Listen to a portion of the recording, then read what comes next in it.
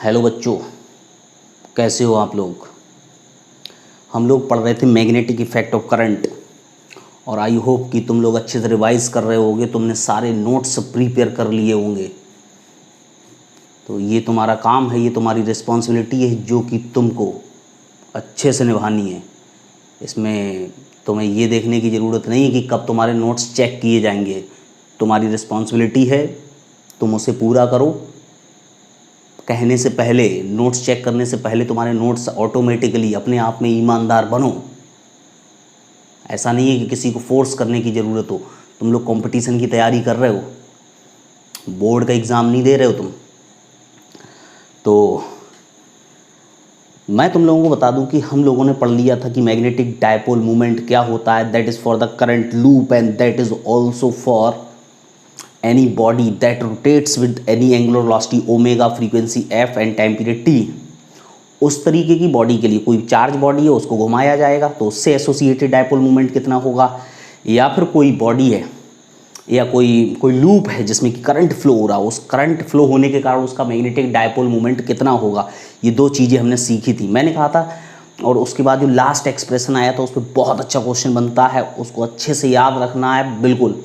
आज मैं पढ़ाऊँगा टॉर्क, ठीक है। Force on the current carrying conductor पढ़ चुके हैं, मैग्नेटिक डायपोल मूवमेंट पढ़ चुके हैं। इन सबको समझने के बाद this is important to study the torque, कि किस तरीके से वहाँ पे टॉर्क लगता है। कि अगर कोई करंट कैरिंग लूप किसी मैग्नेटिक फील्ड में रखा जाता है तो उस पर हमने देखा था कि यूनिफॉर्म मैग्नेटिक फील्ड में अगर कोई करंट कैरिंग लूप रखा जाता तो उस पर नेट फोर्स कितना होता था, 0 0 0। हम लोगों ने ये पढ़ा था। बट उस पर टॉर्क लग सकता है, टॉर्क लग भी सकता है, नहीं भी लग सकता है, लेकिन लगेगा तो कितना लगेगा और वो कैसे कैलकुलेट किया जाएगा, ये है हमारा क्वेश्चन। तो हम आगे बढ़ते हैं। क्या यहाँ तक दिखेगा? यस, यहाँ तक तो दिखेगा और यहीं तक लिखा जाएगा। क्या यहाँ तक दिखेगा? हाँ, तुमने कहा कि यहाँ तक दिखेगा। मैं तुम्हारी आवाज़ को सुन सकता हूँ, महसूस कर सकता हूँ। अब देखो टॉर्क, ठीक है। टॉर्क हेडिंग डालते हैं, this is torque on current carrying loop placed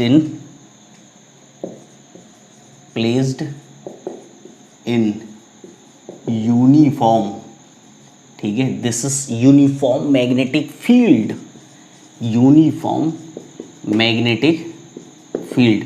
बहुत ध्यान से समझना है, चीज़ें थोड़ी आसान है। पर टॉर्क आता है तो बच्चे को डर लगता है, फोर्स तक तो वो मैनेज कर लेता है।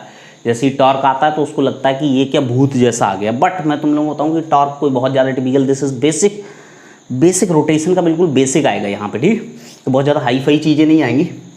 तो torque on the current carrying loop placed in uniform magnetic field, ठीक। देखो मेरे पास एक ऐसा लूप है, ऐसा, this is loop, rectangular loop हो गया। ये कौन से प्लेन में रखा है? परफेक्ट। ये मान लो ये है बी और ये है ए, ठीक। और ये किस प्लेन में रखा है? This is in X Y plane. तुम्हें सामने से दिख रहा है इसलिए ये एक्स वाई प्लेन में ही रखा है, ठीक। अब इसमें कुछ करंट फ्लो करा लेते हैं, ऐसे करके इस लूप में करंट फ्लो हो रहा है, ठीक। अब यहाँ मैग्नेटिक फील्ड अप्लाई करते हैं, ठीक है। मैग्नेटिक फील्ड इस तरीके से, यहाँ मैग्नेटिक फील्ड एकदम ऐसे, ठीक। एक एक करके देख लेते हैं। इस वाली लाइन पे देखो तो ये वाली लाइन में current I L cross B. तो तुमको पता था कि करंट और मैग्नेटिक फील्ड पैरेलल हो जाए तो उस पर कोई फोर्स नहीं लगता, तो इस पर कोई फोर्स नहीं लगेगा, ठीक है। क्योंकि B I L sine theta होता तो थीटा हो गया 0, तो फोर्स लगा नहीं। इस पर हो गया 180, मैग्नेटिक फील्ड इधर है और इसमें आई एल ऐसे, तो इन दोनों पे तो कोई फोर्स नहीं लगा। अब आ जाता है इस पे बात कर लेते हैं। तो इस पे आई ऐसे बी ऐसे, तो आई एल क्रॉस बी, आई ऐसे बी ऐसे, तो आई एल क्रॉस बी अंदर लगा और इस पे आ जाते हैं। तो इस पे this is I L cross B, ठीक है। इस तरीके से देखो, this is I L cross, this is B, तो आई एल क्रॉस बी, ठीक है। इस पे लगा बाहर। अब एक बात समझ लेते हैं, ठीक। इस पे कोई फोर्स नहीं लगा, इस पे कोई फोर्स नहीं लगा, इस पे फोर्स लगा, ठीक है। इस पे फोर्स लगा, किधर लगा?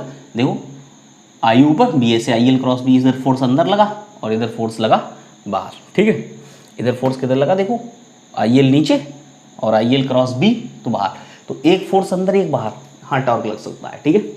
हम किस सिचुएशन में, मैंने कहा था टॉर्क लग भी सकता है, टॉर्क नहीं भी लग सकता है, तो यहाँ टॉर्क लग रहा है, लेकिन अगर मैं इसी चीज़ को ऐसे कर दूंगा, ऐसे रख दूंगा तो टॉर्क नहीं लगेगा, ठीक है। तो वो डायग्राम यहाँ पे नहीं बना रहे हैं, लेकिन हम अब ये वाली कंडीशन, ठीक, और ये वाली कंडीशन के बीच की कंडीशन लेके चलते हैं। ये तो ऐसी वाली है एक्स वाई प्लेन, ये वाला दूसरा कौन सा है, वाई जेड प्लेन, तो हम लेके चलते हैं यहाँ पे ये वाला लूप, ठीक है, दिस इज लूप। अब ये वाला जो लूप है, इसमें अगर तुम वाकई ध्यान से देखोगे तो तुमको समझना होगा कि ये लूप रखा कैसे, ठीक है। तो वो मैं तुमको बता देता हूँ, तुमको वो समझना है और याद रखना है, ठीक है, कि किस तरीके से ड्राइव करते समय कैसे रखा गया था, ठीक। ऐसे था, थोड़ा ऐसे घुमा दिया, ठीक है, ऐसे था, ऐसे, ठीक। तो कहने का मतलब करंट आया ऐसे, करंट ऐसे करके फ्लो हो रहा है, ठीक है। तो मैं तो कह रहा हूँ ये क्या है, ये ए है, और ये क्या है, ये बी है, और ये मैग्नेटिक फील्ड तो उधर ही है पॉजिटिव एक्स एक्सिस के लॉन्ग, ये एंगल थीटा है। थीटा की बात मैं कर लेता हूँ यहाँ पे कि theta is the angle between plane of loop and magnetic field, ठीक है। थीटा किसके बीच का एंगल है, plane of loop and magnetic field, इन दोनों के बीच का एंगल है थीटा। अब इस बात को समझते हैं, देखो अब एक एक करके फोर्स निकालो, मान लो इसका नाम रख देते हैं कुछ, ए बी सी डी, ठीक है। चारों कंडक्टर्स पे इंडिविजुअली फोर्स निकालो, अगर टॉर्क आता है तो अच्छी बात है, नहीं आता है तो नहीं लिखेंगे। तो सबसे पहले फोर्स एट ए बी, ठीक है, इस पे मान लो F1 कितना होगा, देखो मैग्नेटिक फील्ड तो ऐसे और ये एंगल थीटा है, तो मैग्नेटिक फील्ड और करंट के बीच का एंगल, तो देखो फोर्स होता है B I L sine theta, B I तो करंट है ही, सब में करंट वो आई मान लो लूप में, बी आई एल है, एल इसकी लेंथ हो गई, लेंथ कितनी हो गई बी, और मैग्नेटिक फील्ड के और करंट के बीच का एंगल थीटा, तो साइन थीटा सीधे सीधे, ठीक। अब इसकी डायरेक्शन किधर होगी, तो ये लाइन ऐसे, मैग्नेटिक फील्ड ऐसे, तो आई एल क्रॉस बी, ये लाइन एक्चुअल में ऐसे है अंदर की तरफ, ठीक है। नीचे वाली लाइन पहले ऐसे थी, वहाँ पे तुमको ऐसे दिख रही है एकदम एक्स एक्सिस के लॉन्ग, यहाँ थोड़ी सी ऐसे हो गई है, ठीक है। तो ऐसे गई लाइन इस तरीके से, तो आई एल क्रॉस बी तो नीचे आया, ठीक है। This force is downward direction, ठीक है। अब आओ ऐसे ही फोर्स एट बी सी निकाला जाए, बी सी पे मान लो F2 है, F2 कितना आएगा, देखो बी आई और लेंथ कितनी है ए, तो ए लिख दे रहे हैं, ठीक। और साइन थीटा कितना, आई इधर मैग्नेटिक फील्ड इधर, तो साइन थीटा साइन 90 है, तो साइन 90 लिखने की ज़रूरत नहीं, तो वो साइन 90 बन हो जाएगा। तो आई एल क्रॉस बी, ठीक है, तो बी तो इधर है, हर जगह बी इधर है, तो आई एल क्रॉस बी अंदर की तरफ आया, तो अंदर की तरफ हम क्रॉस से दिखा सकते हैं, ठीक। ये फोर्स आ गया। तीसरा फोर्स एट सी डी कितना आएगा, ये वाला फोर्स सी डी पे, इसका नाम F3 रख लिया जाए। This is B I, length कितनी हो गई, लेंथ इसके बराबर हो गई बी, और साइन ये हुआ 180 माइनस थीटा, क्यों, क्योंकि एंगल ये वाला चाहिए एक्चुअल में, तो हमें तो वो दिया है, तो ये मैग्नेटिक फील्ड वाली लाइन और ये करंट वाली लाइन, ठीक है। तो इस लाइन के और इस लाइन के ये एंगल चाहिए, तो वो 180 माइनस थीटा होगा ना, ये थीटा है तो ये 180 माइनस थीटा, तो F3 को अच्छे से लिख लिया जाए। This is B I B sine 180 minus theta, सबको पता है साइन थीटा ही होता है। तो ये F1 मिल रहा है विद डायरेक्शन, F2 मिला विद डायरेक्शन, F3 मिला। अब डायरेक्शन देखो, डायरेक्शन किधर, ये ऐसे, तो आई एल क्रॉस बी, आई ऐसे, ये लाइन ऐसे करके इधर आ रही है करंट, तो करंट ऐसे आ रहा है ये इधर, तो आई एल क्रॉस बी यू ऊपर जाएगा, तो आई एल क्रॉस बी, ठीक है। वो हाथ पैर चला के अच्छे से तुम लोग देख लेना, ठीक है, वो तुमको दिखेगा तो तुमको अच्छा लगेगा। तो तीनों पे मुझे तो पता है आई एल क्रॉस बी, आई ऐसे बी ऐसे, तो आई से बी की तरफ फिंगर्स को घुमाओ, ठीक है, तो ये ऊपर जाएगा, इसलिए ऊपर दिखा दिया एरो, ठीक। अब इसी तरीके से मान लो फोर्स एट, इस पे निकालो डी ए पे, फोर्स एट डी ए पे, तो कितना हो जाएगा, उसका नाम F4 लिख दो। F4 कितना हो जाएगा, आई नीचे, मैग्नेटिक फील्ड तो पता ही है, मैग्नेटिक फील्ड तो इधर ही है, तो I L cross B, I L cross B ये बाहर आ गया, तो B I length L sine theta 90 है, तो फोर्स आ गया, ये फोर्स किधर आया, ये आया बाहर की तरफ, ये सारे फोर्स आ गए। अब बहुत ध्यान से अगर देखोगे तुम लोग, देखो ध्यान से कि देखा जाए, ये है, ये नीचे फोर्स और ये ऊपर, इसको तो मिटा दे रहे हैं, ये तो समझने के लिए लिया था कि पहले ऐसे था, अब इसको यहाँ बना लेते हैं उसी डायग्राम को, ठीक है, इस डायग्राम को, तो इसको ऐसे बनाओ, ऐसे बनाया, तो इस पे फोर्स किधर आया, ये वाला किधर है, सी डी पे ऊपर है ना, तो ये कितना था F3, ये किधर था, ये नीचे था, ये था F1, ये वाला फोर्स किधर था, ये वाला था अंदर की तरफ, ऐसे था, और ये वाला फोर्स किधर था, इस पे बाहर। अब इस बात समझने की कोशिश करो, ये वाला जो फोर्स है एकदम बीच में ही लगेगा नेट फोर्स, तो ठीक है, पूरे पे ऐसे जगह जगह लगेगा, लेकिन उसका पूरा इफेक्ट कहाँ लगेगा, एकदम बीच में, और ये भी एकदम बीच में, तो ये दोनों एक ही लाइन के अलोंग लगे, ठीक। तो कहने का मतलब किसी बॉडी पे अगर ऐसे करके फोर्स लगे तो उस पर जितना नीचे लग रहा है उतना ही ऊपर, तो बॉडी तो रिजिड है, तो कहने का मतलब ऐसा तो नहीं है ना ऊपर जा सकता ना नीचे, तो ये इक्विलिब्रियम में रहेगा, तो ये नेट फोर्स कैंसिल आउट हो जाएंगे, this F3 will cancel F1, F1 और F3 एक दूसरे को कैंसिल आउट कर देंगे, because they are equal in magnitude and they are opposite in direction and they are acting along the same line of action, ठीक। But ये वाली जो फोर्सेज हैं, अब तुम कहोगे ये भी इक्वल है, तो हाँ बिल्कुल इक्वल है, F2 है वो, F2 BIA है और F4 BIA है, बट अपोजिट भी है। अब तुम कहो लेकिन किसी भी बॉडी पे दो इक्वल एंड अपोजिट फोर्स हैं, अगर वो सेम लाइन ऑफ एक्शन से पास होते हैं तब तो उनका नेट फोर्स तो जीरो है ही है, बट नेट टॉर्क भी जीरो होता है। बट अगर वहाँ पे मैं तुमसे कहूँ कि अगर वो सेम लाइन ऑफ एक्शन से नहीं जाते, लाइन ऑफ एक्शन क्या होती है, ये फोर्स लग रहा है ऐसे तो ये इसकी लाइन ऑफ एक्शन हो गई, ये फोर्स ऐसे लग रहा है तो ये इसकी लाइन ऑफ एक्शन हो गई। Line of action is like this, ये लाइन बना दो और यहाँ पे ये वाली लाइन बना दो, ठीक है, तो ये दो पैरेलल लाइन बनी, ये लाइन ऑफ एक्शन है। अब लाइन ऑफ एक्शन अलग अलग हो गई, नेट फोर्स जरूर जीरो है क्योंकि इस बॉडी पे एक फोर्स ये लग रहा है इधर मतलब अंदर और ये लग रहा है बाहर, तो net force zero, but not net torque zero नहीं है, नेट टॉर्क जीरो नहीं। अब किसी भी बॉडी पे दो इक्वल एंड अपोजिट फोर्स लगते हैं, if they acts along different line of action, it means that body experiences some torque, and how we can write the value of that torque, what is the expression, what is the equation that will give us the value of exact value of torque, ठीक। क्या होगा ये देखो यहाँ पे दिखेगा, अगर हाँ वहाँ जरूर दिखेगा, ये वाली लाइन को, ये वाली जो लाइन दिखी मुझको ऐसे ऐसे ऐसे, उसको बनाया ऐसे ऐसे ऐसे, ठीक है, यहाँ पे ये फोर्स बाहर और ये फोर्स अंदर।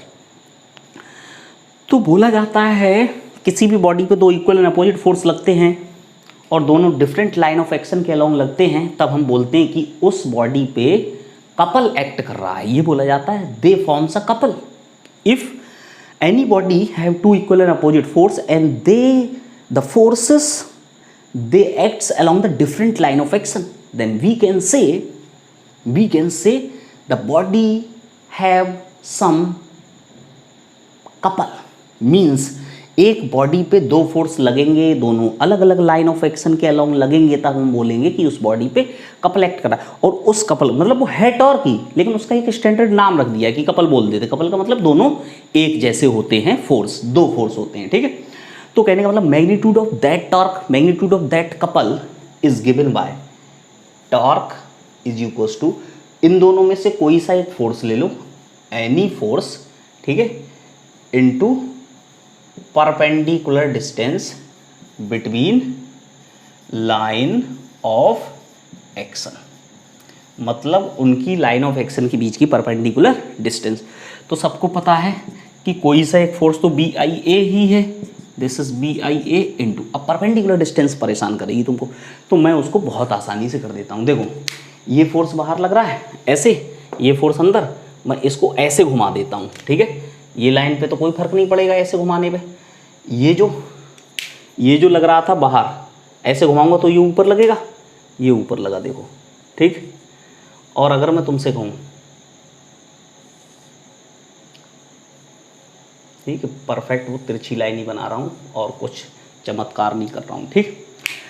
तो ये वाला अपना कोई भी है, क्या नाम था इसका, F4 था ना, इसको F4 दिखा सकते हैं, ठीक। और जब तुमने इसको ऐसे घुमाया, ये अंदर था, ये गया ऐसे, तो ये आया नीचे, ये वाला आ गया नीचे, ठीक है। ये का क्या था, F2 था, ये वाला ये था ना, F2 था। अब इनकी लाइन ऑफ एक्शन ये हुई एक्चुअल में ऐसे, ठीक।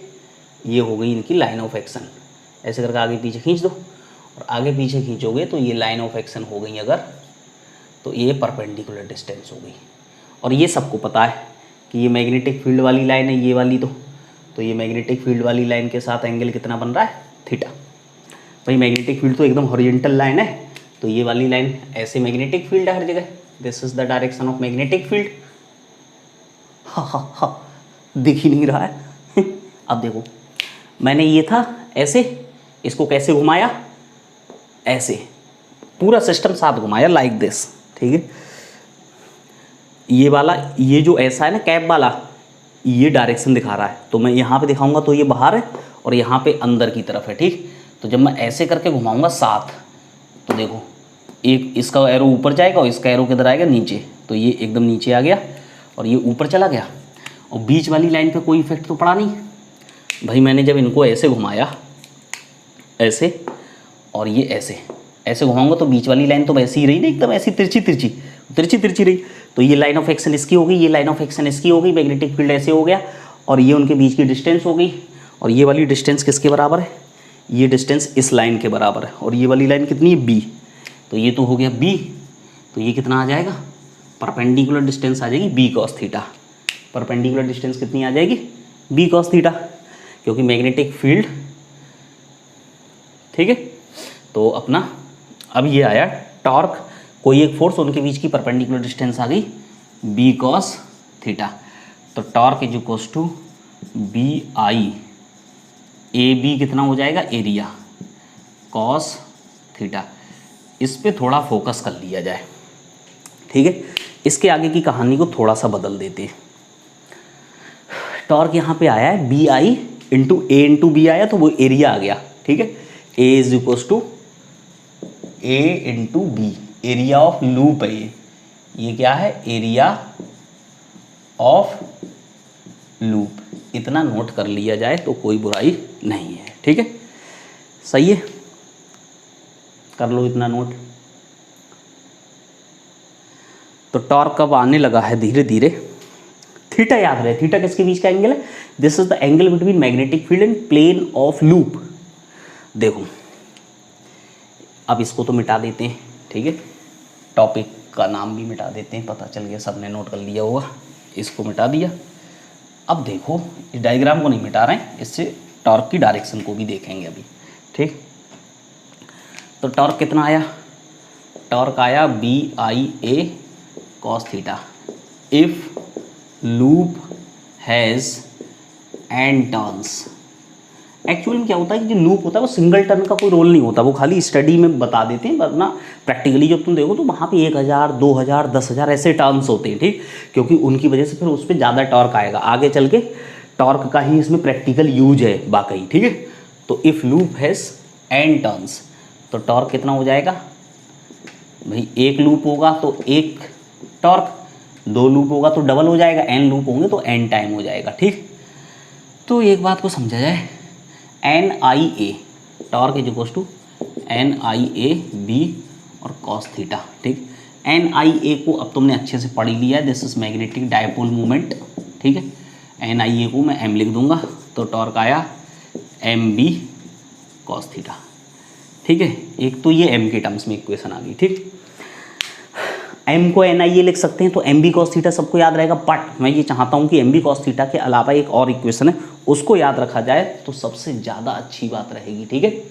अगर उसको लिखा जाएगा तो ये ज़्यादा अच्छी बात रहेगी। तो मैं करता हूँ कि इस बात को समझो, ये था प्लेन ऑफ लूप ऐसे, ठीक। एक तरीके से ऐसे देखो, ये जो प्लेन है वो एकदम ये नीचे वाली लाइन के पैरेलल ही तो है, तो मैंने वो नीचे वाली लाइन बना ली, ठीक, बना ली भाई। ये प्लेन तो ऐसे ही है, नीचे वाली लाइन तो ये वाली हो गई एकदम, तो वो लाइन बना ली। मैग्नेटिक फील्ड ऐसे है, ये मैग्नेटिक फील्ड वाली लाइन है, मैग्नेटिक फील्ड हॉरिजॉन्टल, ठीक है। इसका कुछ भी नाम रख दूँ मैं, ये मान लो कुछ भी लिख लो, चाहे पी क्यू, ठीक है। पी क्यू का मतलब है ये वाली लाइन, ठीक है, तुम इसका नाम भी बोल सकते हो, वो एक ही चीज़ है, ठीक। अब इस पे परपेंडिकुलर ड्रॉप करो, दिस इज परपेंडिकुलर। परपेंडिकुलर क्या होता है? Area vector. एरिया वेक्टर हमेशा परपेंडिकुलर, तो कहने का मतलब अगर ऐसे तो एरिया वेक्टर ऐसे आया एकदम परपेंडिकुलर, ठीक। तो यहाँ पे ऐसे कैसे दिखाएं, इसलिए मैंने उसे नीचे दिखा दिया है, तो इस लाइन के परपेंडिकुलर दिखे तो तुमको लगे area vector perpendicular to this line है एक तरीके से, ठीक है। और ये लाइन किसको रिप्रेजेंट कर रही है? ये लाइन रिप्रेजेंट कर रही है इस प्लेन को, ठीक है। तो ये एरिया वेक्टर आ गया। ये एंगल सबको पता है, ये एंगल कितना है? थीटा। मैं कहता हूँ मैग्नेटिक फील्ड और एरिया वेक्टर के बीच का एंगल अल्फा मैं अपनी तरफ से डिफाइन कर रहा हूँ, ठीक है। एरिया वेक्टर प्लेन के परपेंडिकुलर होता है, आउटवर्ड इनवर्ड, आउटवर्ड ले लेते हैं, ठीक। तो एक बात समझने की कोशिश करो कि अल्फा किसके बीच का एंगल डिफाइन किया? मैग्नेटिक फील्ड और एरिया वेक्टर के। तो हम एक बात कह सकते हैं कि theta plus alpha is equal to कितना? 90 डिग्री, ठीक है। इसके तो परपेंडिकुलर होता है ना एरिया वेक्टर, तो ये पूरा एंगल कितना है? 90, ऐसे कह सकते हो, दिस इज 90। तो थीटा इज इक्वल टू क्या हो जाएगा? 90 माइनस अल्फा, ये वैल्यू रख दी जाए तो टॉर्क इज इक्वल टू आएगा M B cos 90 minus alpha, तो टॉर्क आया एम बी साइन अल्फा। ये अगर तुम याद कर लो तो तुमको आगे के क्वेश्चन में बहुत ज़्यादा हेल्प मिलने वाली है। टॉर्क का फॉर्मूला तुमको याद क्या करना है? M B sine alpha. Torque का फॉर्मूला क्या याद करना है? M B sine alpha. अगर तुमको वाकई अच्छा नहीं दिख रहा होगा तो मैं बी को बेहतर बना सकता हूँ ऐसे, तो एम बी साइन अल्फा हो जाएगा, ठीक। अल्फा और थीटा अच्छे से याद रहे, या तो एम बी कॉस थीटा बोला जाएगा, M B sine alpha. M B sine alpha ज़्यादा काम आता है, तो तुम्हें क्लियरली याद रहे कि अल्फा किसके बीच का angle? Alpha is the angle between area vector and magnetic field, और थीटा किसके बीच का एंगल है? This is the angle between magnetic field and plane of loop. This is the angle between magnetic field and plane of loop, ठीक है। अब direction of torque देख ली जाए तो तुम देखो ध्यान से, अगर देखो तो m तो ऐसे मिल जाएगा, ऐसे करंट फ्लो रहा है तो m ऐसे, और m किधर होता है? एरिया वेक्टर के अलाउ, तो एरिया वेक्टर ऐसे और मैग्नेटिक फील्ड ऐसे, ठीक है। तो टॉर्क क्या होता है? एक्चुअल में ये टॉर्क है किधर इसमें, ये भी देख लिया जाए। तो ये कैसे घूम रहा है? ये ऐसे घूम रहा है, अगर तुम ध्यान से देखो तो उस पर अंदर लग रहा था, इस पर बाहर, तो ये ऐसे घूम जाएगा कि नहीं? ऐसे करके घूम जाएगा, मतलब ऐसे घूम जाएगा, ऐसे। और ये कौन सी डायरेक्शन है? क्लॉकवाइज। ये क्लॉकवाइज घूम जाएगा, ठीक है। क्लॉकवाइज घूमने का मतलब हुआ, अब तुम देखो दो वेक्टर यहाँ, ये भी वेक्टर, ये भी वेक्टर, और उनके बीच में साइन थीटा है, और मल्टीप्लाई होकर वेक्टर दे रहे हैं, तो क्रॉस प्रोडक्ट से मल्टीप्लाई हो रहे होंगे। भाई दो वेक्टर हैं, मैग्नेटिक डायपोल मूवमेंट और मैग्नेटिक फील्ड, दोनों वेक्टर हैं, और वो भी मल्टीप्लाई कैसे हो रहे हैं? साइन थीटा से। साइन थीटा से मल्टीप्लाई हो रहे हैं, फिर उसके बाद क्या दे रहे हैं? एक वेक्टर दे रहे हैं। तुम कहोगे पहले तो कॉस थीटा से मल्टीप्लाई हो रहे थे, अरे वो कॉस थीटा या साइन थीटा वो एक ही चीज़ है, बट एक चीज़ ध्यान रखनी, मल्टीप्लाई होकर क्या दे रहे हैं? एक वेक्टर। अगर मल्टीप्लाई होकर स्केलर देते तो हम स्केलर बोलते, मल्टीप्लाई होकर वेक्टर देना तो क्रॉस प्रोडक्ट है, मल्टीप्लाई होकर अगर स्केलर देते तो डॉट प्रोडक्ट होता, ठीक। तो मल्टीप्लाई होकर क्या दे रहे हैं? एक वेक्टर दे रहे हैं, इसलिए क्रॉस प्रोडक्ट है। तो मैं लिखता हूँ कि इसकी डायरेक्शन लिखने का तरीका होगा torque is equals to M cross B, vector relation. अब तुम कहोगे एम क्रॉस बी लिखा, बी क्रॉस एम क्यों नहीं लिखा, ठीक। तो मैं तुमको बताऊं कि एम क्रॉस बी वो डायरेक्शन सेटिस्फाई करने के लिए है एक्चुअल। हमको नहीं पता होता कि कौन सा पहले लिखा जाएगा कौन सा बाद में, लेकिन हमको तब पता चल जाता है जब इसको देखते हैं, और इसको देखते हैं तो यहाँ पे टॉर्क ऐसा आना चाहिए इस तरीके से, ठीक है। ये ऐसे घूमेगा ना, तो जैसे घूमता है उस डायरेक्शन फिंगर्स को घुमाओ तो टॉर्क किधर आएगा? ऊपर की तरफ। भाई एम किधर? बाहर ऐसे तिरछा, और बी किधर? अच्छा एम को देखने के लिए कोई दिक्कत नहीं, तुम वो परपेंडिकुलर वाला भी चलो वो मिटा दिया है, तो एम क्रॉस बी तो ऐसे आया, एम क्रॉस बी तो इधर आया, तो टॉर्क इधर आया इस एक्सिस के अबाउट, और ऐसे बॉडी घूमती है तो भी टॉर्क हम बोलते हैं इधर आता है, ठीक। तो कहने का मतलब एम क्रॉस बी से भी वैसे ही आना चाहिए, बॉडी ऐसे घूम ही रही है, बॉडी ऐसे घूम ही रही, ऐसे घूम रही है तो भी टॉर्क इधर आ रहा है। एम क्रॉस बी से लो, एम इधर है बी इधर है, तो एम क्रॉस बी से भी ऐसे ही आ रहा है, तो बिल्कुल M cross B cross M लिखोगे तो उल्टा हो जाएगा, जो कि होना नहीं चाहिए। नीचे तो है नहीं, एक्चुअल में किधर टॉर्क है ऊपर की तरफ, ठीक है। तो एम क्रॉस बी उस चीज़ को सेटिस्फाई करा, इसलिए कौन सा पहले लिखा जाता है कौन सा बाद में, वो हमें वहाँ से कन्फर्म हो जाता है, ठीक। तो ये था टॉर्क की ये बेहतरीन इक्वेशन, इसमें थोड़ा टाइम लग गया, ठीक है, इसको देख लो। अब मैं आगे बढ़ता हूँ, ठीक है। तो टॉर्क को हम एम बी साइन अल्फा या एम क्रॉस बी इसको लेके चलते हैं। देखो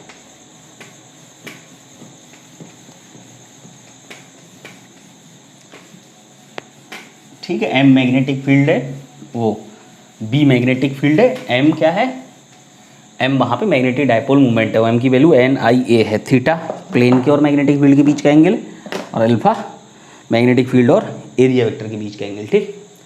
अब आगे बढ़ते हैं। देखो अब थोड़ा ध्यान देते हैं, इक्वेशन देखो, नोट करके कुछ बातें लिखी जाए जरूरी। पहली बात, tau is equals to M B sine alpha से, ठीक है।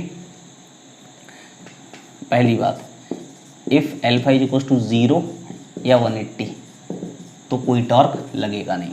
0 या 180 का मतलब क्या हुआ कि अगर जैसे लूप ऐसे रखा है, ठीक है, और ऐसे कुछ भी करंट फ्लो हो रहा है इसमें, और मैग्नेटिक फील्ड ऐसे है, इसका मतलब क्या हुआ इस केस में थीटा कितना हो गया, अल्फा कितना हो गया, अल्फा कितना हो गया 0, ठीक है। अब थीटा नहीं लिखना है वरना गड़बड़ हो जाएगी कहानी, अब अल्फा से ही समझना है वरना कंफ्यूज हो जाओ, ठीक है, इसलिए अल्फा लेके चले। अल्फा कितना हो गया, देखो एम कितना हुआ बाहर, मैग्नेटिक फील्ड बाहर, तो अल्फा 0, एम के और बी के बीच का एंगल है अल्फा 0, तो इस केस में कितना हो गया टॉर्क 0। दूसरा केस, दूसरा ये वाला ऐसे, यहाँ मैग्नेटिक फील्ड में ऐसे ले लेता हूँ, ठीक, तो यहाँ अल्फा कितना 180, ठीक है। तो इस तरीके के केसेस में टॉर्क नहीं लगेगा, साइन अल्फा 0 हो जाएगा, ठीक। तो यहाँ पे कोई टॉर्क काम नहीं करेगा, ठीक है।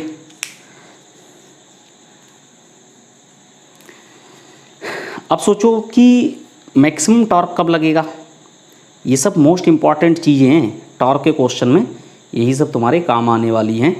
तो तुम ये बताओ कि मैक्सिमम टॉर्क कब लगेगा, तो सीधी सी बात है, तुमने कई बार पढ़ा है कि अगर साइन अल्फा मैक्सिमम होगा, ठीक है, मैक्सिमम का मतलब क्या है, अल्फा 90 होगा, तो उस केस में टॉर्क लगेगा मैक्सिमम, ठीक है। तो एक बात को समझ लेते हैं, देखो एक चीज़ तो समझ लो, इसमें पहले ये देख लो, एक होता है स्टेबल इक्विलिब्रियम और दूसरा होता है अनस्टेबल इक्विलिब्रियम, ठीक है। पहले ये बता देते हैं फिर मैक्सिमम टॉर्क की बात कर लेंगे, ठीक। अगर देखो स्टेबल इक्विलिब्रियम, देखो नेट फोर्स तो इस पर 0 है ही हमेशा, नेट टॉर्क की बात हो रही, अगर नेट टॉर्क 0 हो गया तो इक्विलिब्रियम हो जाएगा। इक्विलिब्रियम में दो होते हैं, स्टेबल और अनस्टेबल, न्यूट्रल की मैं बात नहीं कर रहा, ठीक। तो स्टेबल और अनस्टेबल इक्विलिब्रियम में अगर अल्फा 0 होगा, ठीक है, तो टॉर्क तो 0 होगा, तो उसमें स्टेबल इक्विलिब्रियम होगा। टॉर्क इसमें भी 0 होगा बट इसमें अनस्टेबल होगा, अल्फा 180 होगा। अब तुम कहोगे ये डायरेक्ट कैसे लिख दिया, तो ये मैंने कैसे लिख दिया, मैं तुमको बताऊं कि मैंने वो वाला कंसेप्ट लगाया SHM वाला, ठीक है। तो अभी तो तुम थोड़ा सा इसको याद कर लो, लेकिन इसके आगे जैसे ही मैं बढ़ूंगा तो मैं इसको बता दूंगा, ठीक है। या तुम अगर और देखना चाहो तो तुम ऐसे समझ लो कि अगर देखा जाए तो ये वाला स्टेबल इक्विलिब्रियम बना, ये अनस्टेबल इक्विलिब्रियम बना, ठीक, स्टेबल और अनस्टेबल बना। तो देखो एक काम को समझ लेते हैं कि अगर देखा जाए तो मैग्नेटिक फील्ड और डायपोल मोमेंट, अगर मैं इसको थोड़ा सा घुमाने की कोशिश करूं, ऐसे किसी डायरेक्शन थोड़ा सा घुमाऊं स्लाइटली, ठीक है, अब स्लाइड घुमाऊंगा तो क्या होगा,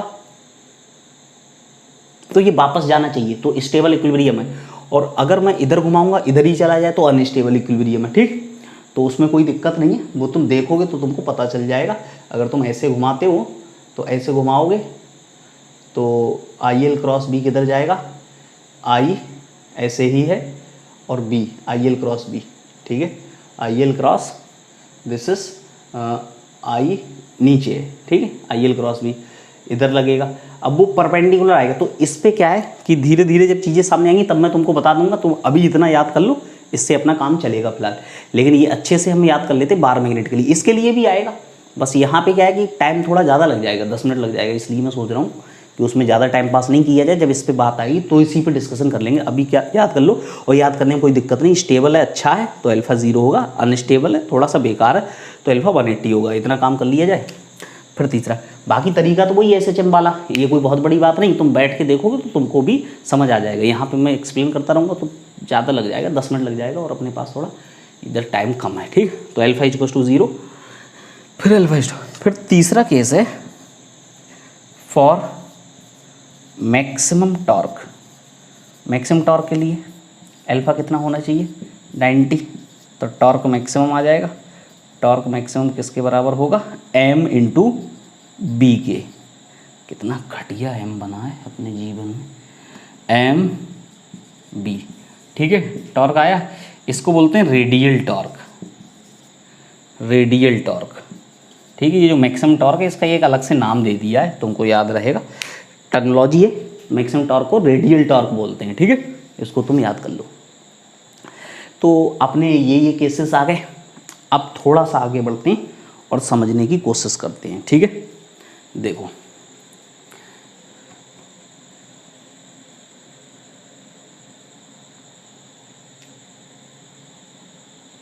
देखो इसको हटाया,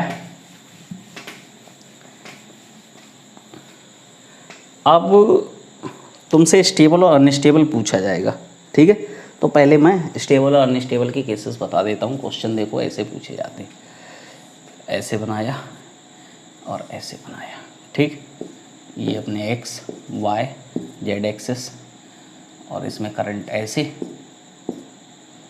और मैग्नेटिक फील्ड हर जगह ऐसे, ठीक है, सब जगह है। तो इसमें तुमको बताना है कौन सा स्टेबल है कौन सा अनस्टेबल है और किस में टॉर्क वर्क लगेगा तो किस में मैक्सिमम टॉर्क लगेगा। एक ये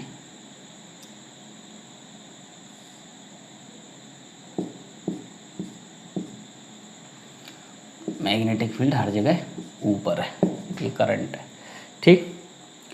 इन सबको देखते हुए तुमको बताना है कौन सा स्टेबल रहेगा और कौन सा अनस्टेबल रहेगा।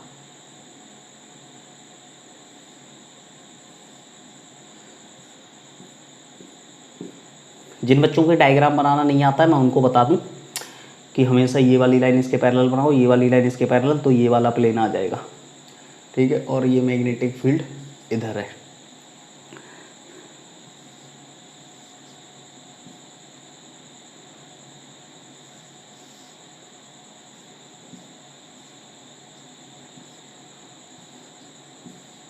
ये मैग्नेटिक फील्ड ले लिया। मैं वो कोई भी केस बना सकता हूँ, ठीक है। एक चलो और ले रहा हूँ, पहला दूसरा तीसरा चौथा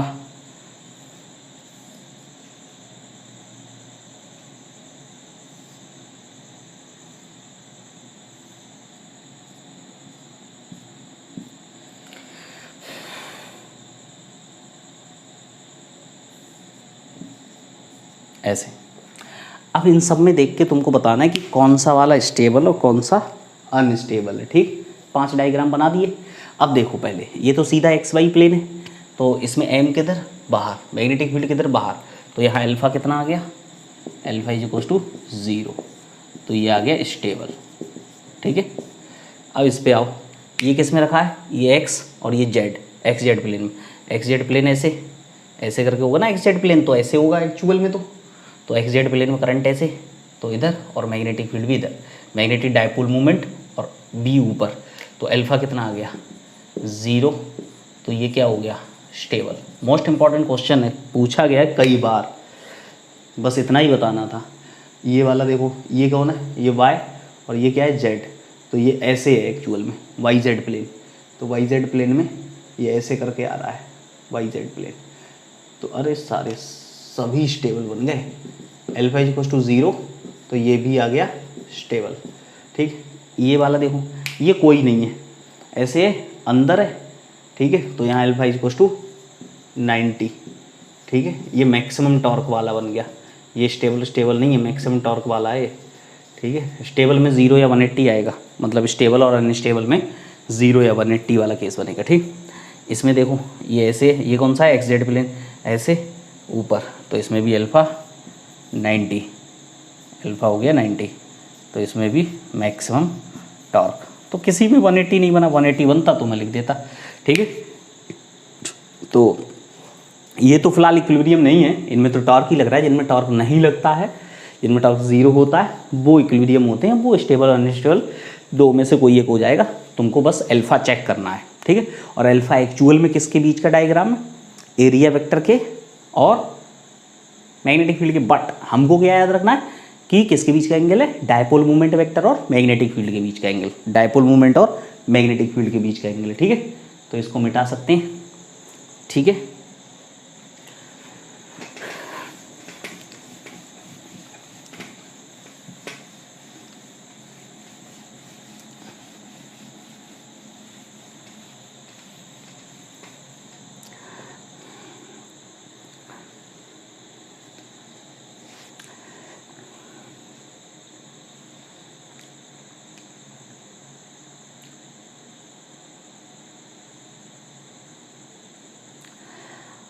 अब एक बात को समझो, आप क्या कर रहे हैं, टॉर्क वर्क निकाल लिया, कुछ और चीज़ें भी समझी जाए। देखो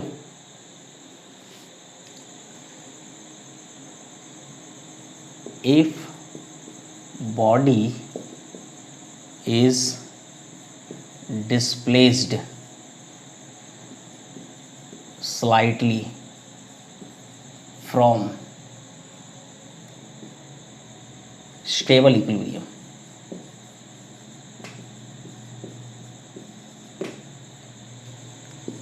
then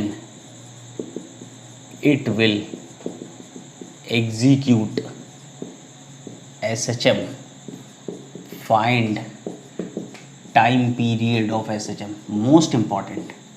हालांकि ये तुमने वहाँ भी पढ़ा हुआ है इलेक्ट्रोस्टैट्स में भी, ठीक। तो देखो जो टॉर्क है वो कितना है, mb साइन अल्फ़ा, ठीक है। तो इनिशियली मान लो अल्फ़ा है 0, ठीक है। तो वहाँ टॉर्क 0 होगा, लेकिन स्लाइटली डिस्प्लेस किया तो अल्फ़ा छोटा हो गया। For small value of alpha, तो रीस्टोरिंग टॉर्क बनेगा वहाँ, कितना बनेगा, mb अल्फ़ा। तो ये बन जाएगा आई अल्फ़ा रीस्टोरिंग, अल्फ़ा रीस्टोरिंग वो वाला है, अल्फ़ा एंगल है, ठीक है। तो प्लीज़, ठीक है, ये मत सोचना मैं थीटा लिख दूंगा फिर तुम उसमें कहीं कन्फ्यूज ना हो जाओ, बस इसलिए कर रहा हूँ, ठीक है, इनटू अल्फ़ा। तो alpha restoring is equals to mb over I into alpha. Alpha angle है, ठीक है, यहाँ पे अल्फ़ा क्या है, एंगल है, बस, ठीक है, ठीक। अब यहाँ से इसको कंपेयर कर दो, किससे कंपेयर करोगे, ओमेगा स्क्वायर से। तो alpha restoring is equals to omega square alpha, इससे कंपेयर कर लो, ठीक है। तो ओमेगा इज इक्वल्स टू कितना आया, रूट में mb ओवर आई, और टाइम पीरियड कितना हो गया, t is equals to 2 pi root I over mb। सब कुछ पता होना चाहिए। आई क्या है, करंट नहीं है, आई मोमेंट ऑफ इनर्शिया है, बाकी m और b तो तुम जानते ही हो, ठीक है। तो ये दो अल्फ़ा से कन्फ्यूज मत हो ना, ये एंगुलर एक्सेलरेशन है, ये एंगल था, ठीक है। तो वो थीटा लिखता तो तुमको पहले वाला लगने लगता, फिर तुम सोचते ये क्या कर दिया, इसलिए मैंने अल्फ़ा ही लिखे रहने दिया, लेकिन तुमको याद होना चाहिए कि बाकी ये चीज़ क्या है, ठीक है। तो कन्फ्यूज होने की ज़रूरत नहीं। तो जब भी डिस्प्लेस किया जाएगा तो सीधे time period t equals to 2 pi root I over m into b, ये बिल्कुल वैसे ही ये जो इलेक्ट्रोस्टैट्स में तुमने पढ़ा था डायपोल के लिए, डायपोल के t equals to 2 pi root I over p आता था, ठीक है। लेकिन चलो आगे आएगा, आगे इसमें भी बार मैग्नेट आएगा, ठीक है। मैं यहाँ पे नहीं करा रहा हूँ, मैं चाहता तो यहाँ कंपेयर कर लेता, बट बार मैग्नेट जब पढ़ेंगे तो उसी के साथ में ही पढ़ लेंगे वो पूरा, ठीक। तो अभी इतना हैंडल कर लो। टॉर्क है, स्मॉल एंगल्स के लिए स्मॉल एंगल हो जाएगा, तो वो एंगल के directly proportional omega square theta होता है, तो थीटा की जगह एंगल चल रहा है अल्फ़ा, तो यही आ जाएगा, ठीक है। तो यहाँ से टाइम पीरियड निकालने में कोई दिक्कत नहीं है, सही है। मिटा दूँ, ठीक है।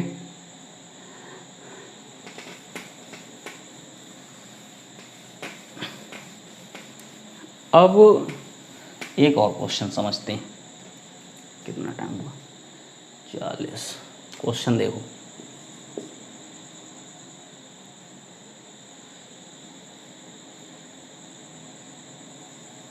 मान लो ये कोई बॉडी है, ठीक है, और इसमें ऐसे करंट फ्लो हो रहा है, इसकी रेडियस आर है, कैपिटल आर, करंट आई, ठीक, सही है। अब इसको क्या किया कि इसमें मैग्नेटिक फील्ड ऐसे है,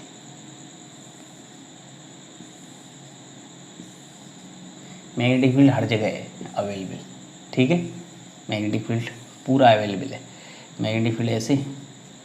अब मैं कहता हूँ इस पर टॉर्क कितना लगेगा, ठीक है, find out torque on it, इस पे टॉर्क कितना लगेगा। तो तुम कहोगे ठीक है सर, टॉर्क इक्वल टू होता है एम बी साइन अल्फा, मैं कहूँगा गुड। एम कितना, एम होगा, एन तो है नहीं, आई ए, एम की value I into pi are square into b, और अल्फा कितना हो गया भाई, एम कितना बाहर, नेगेटिव डाइपोल मोमेंट बाहर, और अल्फा हो गया 90, तो ये साइन 90, तो टॉर्क आया I into pi are square into B, torque आ गया। मैं कहता हूँ अल्फा बताओ, अल्फा का मतलब क्या, एंगुलर एक्सेलरेशन, इसका एंगुलर एक्सेलरेशन, ठीक है, एंगुलर एक्सेलरेशन क्या होता है, torque divided by moment of inertia, ठीक है, तो टॉर्क कितना है I into pi are square B, और मोमेंट ऑफ इनर्शिया कितना। तो इस बात को समझो, अब मोमेंट ऑफ इनर्शिया के लिए एक्सेस भी तो चाहिए, ये टॉर्क आएगा किधर, पहले इस बात को समझो, जिधर टॉर्क आएगा उसी के अबाउट मोमेंट ऑफ इनर्शिया लिखना है, उसी के अबाउट अल्फा लिखना है, ठीक है। तो देखो एम ऐसे, तो एम क्रॉस बी, एम किधर बाहर, तो एम क्रॉस बी ऊपर, एकदम टॉर्क आएगा ऐसे, टॉर्क इज ऑलवेज, बॉडी किधर रोटेट करेगी, ऐसे कह सकते हैं, body will rotate along torque axis passing through center of mass। अगर कोई बॉडी फ्री है, if the body is free it will rotate about its center of mass parallel to torque axis, body will rotate। मैं लिख देता हूँ इस बात को, ये बात, फिर ये लिख लो, if body is free to rotate it will rotate about centre of mass, it will rotate about an axis, about an axis passing through center of mass and parallel to torque axis, parallel to torque axis, ठीक है। अगर कोई body free है तो वो किधर rotate करेगी, वो ऐसे एक्सिस के अबाउट रोटेट करेगी जो कि उसके सेंटर ऑफ मास से पास करे। लेकिन सेंटर ऑफ मास से तो बहुत सारे एक्सिस पास कर सकते हैं, देखो सेंटर ऑफ मास से ये वाली लाइन भी पास कर सकती है, ये लाइन भी पास कर सकती है, ऐसी लाइन भी पास कर सकती है, इवन ये लाइन भी पास कर सकती है। लेकिन कौन सा वाला वो एक्सिस होगा, that axis must be parallel to torque axis, ठीक है, टॉर्क एक्सिस के along, parallel to torque and along कह सकते हैं ना, पैरेलल लिखोगे तो थोड़ा सा सेंस बदल जाएगा, अलोंग टॉर्क एक्सिस, ठीक है। तो टॉर्क एक्सिस के अलोंग कहाँ से जाए, वो सेंटर ऑफ मास से, ठीक है। तो ठीक है, ठीक है, क्यों ये बात लिखी भाई, सेंटर ऑफ मास से बहुत सारी लाइनें हो सकती हैं, लेकिन कौन सी वाली लाइन चूज़ करनी है, जो टॉर्क एक्सिस वाली लाइन है, ठीक है। तो बॉडी इसके अबाउट रोटेट करेगी, तो अल्फा लिख लो, तो अल्फा कितना आएगा, टॉर्क तो मिल ही गया, टॉर्क आ गया, तो टॉर्क और मोमेंट ऑफ इनर्शिया उस एक्सिस के अबाउट कितना, वो डायमीट्रिकल एक्सिस हो गया। तो रिंग है ये, तो रिंग का कितना हो जाएगा डायमीट्रिकल एक्सिस के अबाउट mr²/2। बाकी कटे कट जाए कोई फर्क नहीं पड़ता। Small m is the mass of ring, ठीक है। तो उसका मोमेंट ऑफ इनर्शिया इस एक्सिस के अबाउट तो आ जाएगा mr²/2, तो उससे अल्फा मिलेगा। This will be alpha. समझ गए? मिटा दूं?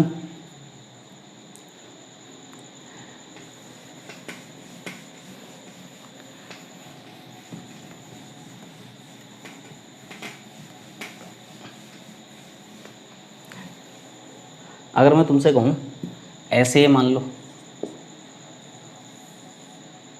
मैग्नेटिक फील्ड इस तरीके से,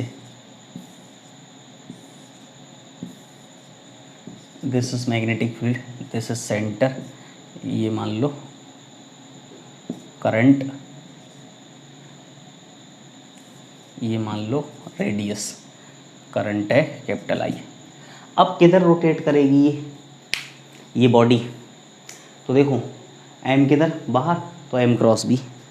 भाई एम किधर आया, एम तो बाहर आया, तो एम क्रॉस बी एकदम एम क्रॉस बी ये वाला एक्सेस बनेगा। सेंटर ऑफ मास से तो जाना ही जाना है भाई, एम क्रॉस बी एकदम ऐसे परपेंडिकुलर होना चाहिए एम के बी के। तो एम तो बाहर है, जेड एक्सेस के लो तो एक्स वाई प्लेन में हर एक लाइन उसके परपेंडिकुलर, मैग्नेटिक फील्ड वाली लाइन के परपेंडिकुलर बना लो, ठीक है, समझे ना। तो ये है, इसके अबाउट रोटेट होगा, ठीक है। तो अल्फा लिखना है तो फिर लिख सकते हो, कोई दिक्कत नहीं, ठीक है। तो वो समझदारी से, जब भी इसमें मोमेंट ऑफ इनर्शिया का खेल जाता है कि मोमेंट ऑफ इनर्शिया तुमको परेशान कर सकता है, कौन सा ले, बच्चे कभी mr² ले लेते हैं रिंग का, लेकिन भाई जिस एक्सिस के अबाउट आएगा मोमेंट ऑफ इनर्शिया उसी एक्सिस के अबाउट तो लिखना है ना। जिस एक्सिस के अबाउट बॉडी घूमेगी उसी एक्सिस के अबाउट तो लिखना है ना। तो एक्सिस वो हो गया, ये बॉडी ऐसे घूमेगी एक्चुअल में, ऐसे, ठीक है। बॉडी कैसे घूमेगी, ऐसे, तो mr²/2 होगा। तो वो तुमको एक्सिस डिफाइन करने से पता चल जाए, जैसे ही तुम्हारे सामने एक्सिस आएगा तो तुम उसी समय समझ जाओगे कि हाँ सर ने कुछ बोला था, वही काम की बात है, और सब कहानी है फालतू की, ठीक है। अब बोलो, अभी के अभी यहीं कहीं हुआ है, यहीं कहीं पे मारकर, हाँ नहीं हुआ है, वो सुलगा ही लगता है, इसको मिटा देते हैं। ये देखो, अब एक क्वेश्चन और कराते हैं, बाकी बहुत अच्छा क्वेश्चन है, उसको समझो। देखो क्वेश्चन क्या है, ठीक है। टॉर्क की बहुत सारी बातें हुई, देखो बाकी तो मैं तुमको बताऊं कि इधर उधर रोटेट करा देंगे, कुछ भी करा देंगे, वो तो अलग चीज़ें, तो क्वेश्चन तुम कर पाओगे, ठीक है। बाकी तो फार्मूला बेस्ड बहुत सारे क्वेश्चन मिलते हैं m=NIBA पे, तो वो तुम करोगे। अच्छे क्वेश्चन बता रहा हूँ। देखो यहाँ पे क्या किया कि ये ऐसे करके एक रॉड ले ली, और ये बोला कि ये रॉड जो है ना, ये रॉड लाइट है। रॉड कैसी है, लाइट। लाइट का मतलब, लाइट का मतलब मास नहीं है इसका, ठीक है। लाइट का मतलब मास नहीं, ठीक। और उसमें ना एक रिंग को किसी भी तरीके से फिट कर दिया, रिंग को किसी भी तरीके से फिट कर दिया। समझदारी है अपनी, तो हम तो कर लेंगे, ठीक। इस तरीके से एक रिंग को फिट कर दिया, और इस रिंग पे समझदारी से चार्ज दे दिया। कितना चार्ज दे दिया, Q, ठीक। और कहा charge at ring is equals to Q, mass is equals to M। Mass small m लिखें तो अच्छा। इन दोनों के बीच की डिस्टेंस मान लो L। ये थ्रेड है, दीज आर थ्रेड, ठीक है, दोनों। तो इनिशियली रिंग रुका था, इनिशियली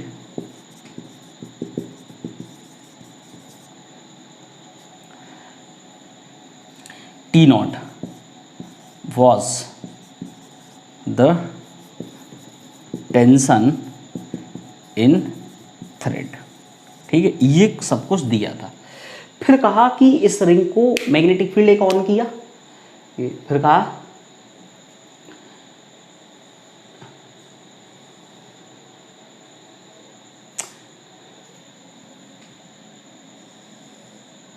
फिर इसको मैग्नेटिक फील्ड को ऑन किया और रिंग को रोटेट कराना शुरू कर दिया, ठीक है।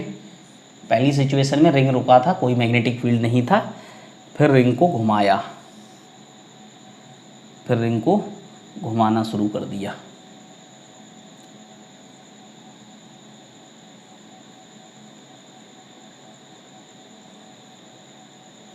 ऐसे करके इसको घुमाया, किसी एक डायरेक्शन में घुमा सकते हैं, ऐसे घुमाना शुरू कर दिया और चार्ज तो इस पर था ही।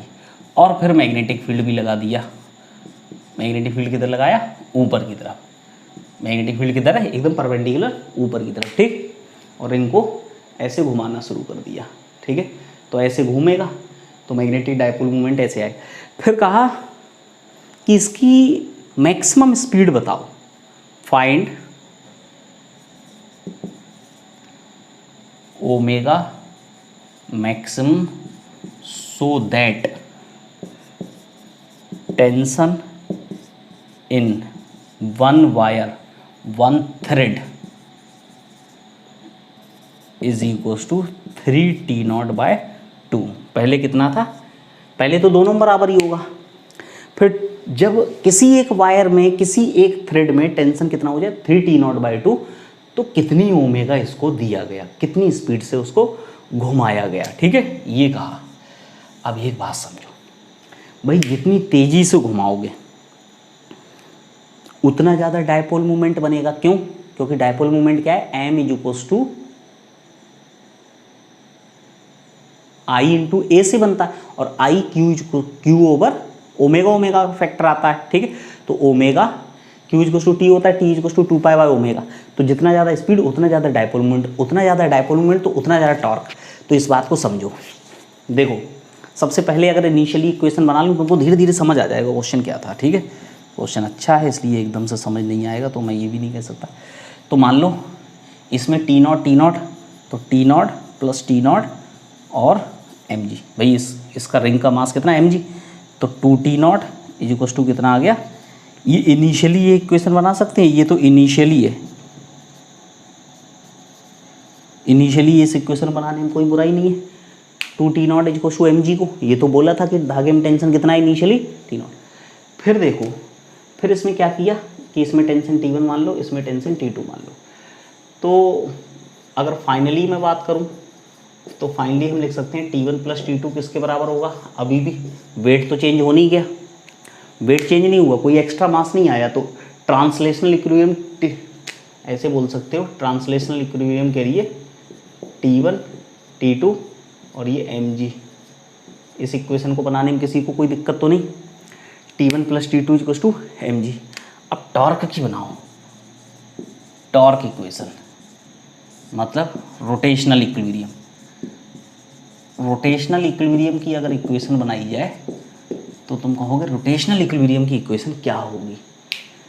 देखो, रोटेशनल इक्विलिब्रियम की जो इक्वेशन है वो देखो ध्यान से। सबसे पहले ऐसे घूमा तो m इधर आया, तो m × b। टॉर्क किधर आया? इसका वाला टॉर्क। इसके घूमने की वजह से और मैग्नेटिक फील्ड होने की वजह से जो टॉर्क आता है mb वाला, वो एक्स्ट्रा टॉर्क आया, ठीक। तो इस बात को समझो कि ये ऐसे घूमा, ऐसे करके है, m इधर, m × b, इसका टॉर्क आया बाहर। इसका टॉर्क किधर आया? r क्रॉस, इसके अबाउट ले रहा हूँ, अबाउट कहीं भी ले सकते, मैं ले रहा हूँ अबाउट सेंटर ऑफ रिंग। किसके अबाउट ले रहा हूँ? अबाउट सेंटर ऑफ रिंग, ठीक। सेंटर ऑफ रिंग के अबाउट अगर मैं ले रहा हूँ तो देखो इसका अपना टॉर्क कितना आया? m × b। बाकी साइन 90 तो रहेगा ही, m इधर है, b ऊपर, m × b। ये आया, ये किधर आया? ये आया बाहर की तरफ, ठीक है। बाहर वाले टॉर्क एक तरफ लिख लो, अंदर वाला एक तरफ, तभी रोटेशनल इक्विलिब्रियम बनेगा। इसका टॉर्क किधर आएगा? r × f, r × f। तो r × f ये भी बाहर, तो ये हो गया प्लस L/2 × T2। इन दोनों का सम, क्योंकि दोनों सेम डायरेक्शन में आए, इन दोनों का इसके बराबर होगा, क्योंकि इसका किधर होगा? r इधर, f इधर। तो r × f ये अंदर आया, तो ये हुआ L/2 T1। अब तुम ध्यान से देखो कौन सा ज़्यादा है, T1 ज़्यादा है कि T2? भाई T2 में ये कुछ जुड़ रहा है तब जाके T1 के बराबर हो रहा है, तो मतलब T1 ज़्यादा है। तो ऐसे लिखो, L/2 है तो L/2 इधर नीचे भेजो, तो आया T1। देखो पूरी इक्वेशन हम 2/L से मल्टीप्लाई कर दो, कुछ कर लो, T1 T2 बनाना है, ठीक। तो T1 minus T2 is equals to 2mb/L आ गया। ये दूसरी इक्वेशन, पहली दूसरी इक्वेशन से T2 काट डालो भाई, T1 ज़्यादा, मुझे T1 ही निकालना है। किसी एक में ज़्यादा होगा, किसी एक में कम होगा, तो जिसमें ज़्यादा होगा वो वाला T3T0/2 आएगा। तो कहने वाला T1 ज़्यादा है, तो मैं T1 की वैल्यू निकाल ले रहा हूँ। इन दोनों को ऐड करोगे तो T2 कट जाएगा, तो आया 2T1 is equals to mg plus 2mb/L, ठीक। तो 2T1 की वैल्यू कितनी आई, किसी एक में टेंशन बोला था उसने 3T0/2 हो गया, mg ऐसे ही प्लस 2, अब m लिख लो, m कितना होगा, m is equals to, m कितना होगा, m is equals to, m यहाँ लिख दूँ, कहाँ दिखेगा, यहाँ पे लिख ले रहे हैं, ठीक है। m की वैल्यू कितनी होगी, देखो b तो वही m होगा, m is equals to I into A होता है, i इज इक्वल्स टू कितना होगा, q/t, t कितना 2π/ω, और इसकी रेडियस है कुछ, रेडियस डिफाइन कर दी जाएगी r, तो πr², ये m आ गया। तो m इज इक्वल्स टू तुम्हारे सामने है ये, m is equals to I into A से, तो 2q/2π into πr² into b/L, तो 2π से ये पूरा 2π कट जाएगा, और यहाँ से 2 से ये 2 कट जाएगा। अब T0 कितना है, T0 ये mg की जगह रख दो, mg की जगह क्या रख दो, 2T0, तो 2T0 इधर आ जाएगा, तो एक T0 बचेगा, तो T0 इज इक्वल्स टू आया q/r²b/L,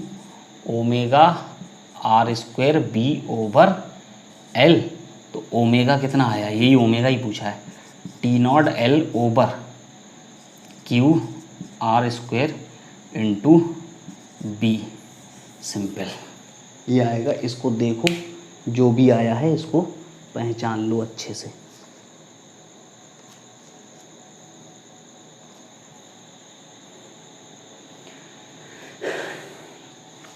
अब ये तुमको पता तो चला नहीं होगा, ठीक है, मैं फिर से एक बार बता देता हूँ, इस बार समझ आ जाएगा पक्का।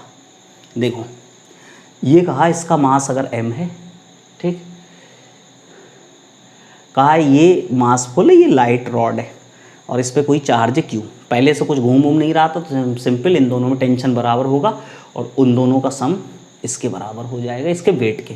तो 2T0 is equals to mg लिख सकते हैं, ठीक।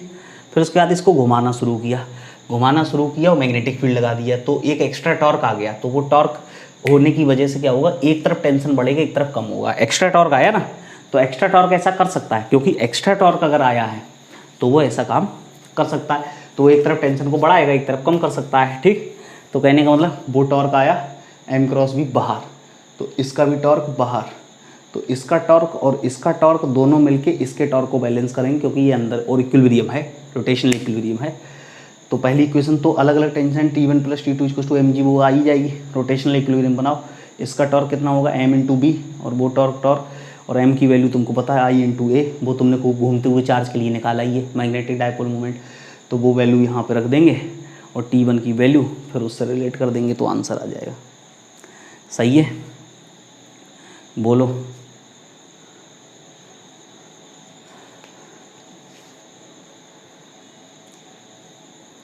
नोट कर लो जल्दी से।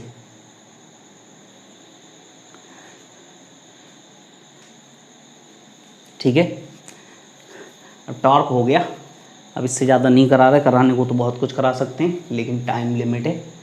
और अब मिलते हैं तुम लोगों से अगली क्लास में, और अगली क्लास में मैं तुमको पढ़ाऊँगा एम्पियर सर्किट लॉ पढ़ाता हूँ। ठीक है, या ठीक है गैल्वेनोमीटर पढ़ा सकता हूँ, क्योंकि जस्ट इसके बाद गैल्वेनोमीटर आ जाता है तो ठीक रहता है। तो galvanometer then ampere circuital law. ठीक है, चलो फिर मिलते हैं आफ्टर द ब्रेक। तब तक अच्छे से तैयारी करो और जो भी काम दिए उसको निपटाते रहो। ठीक है, ओके बाय।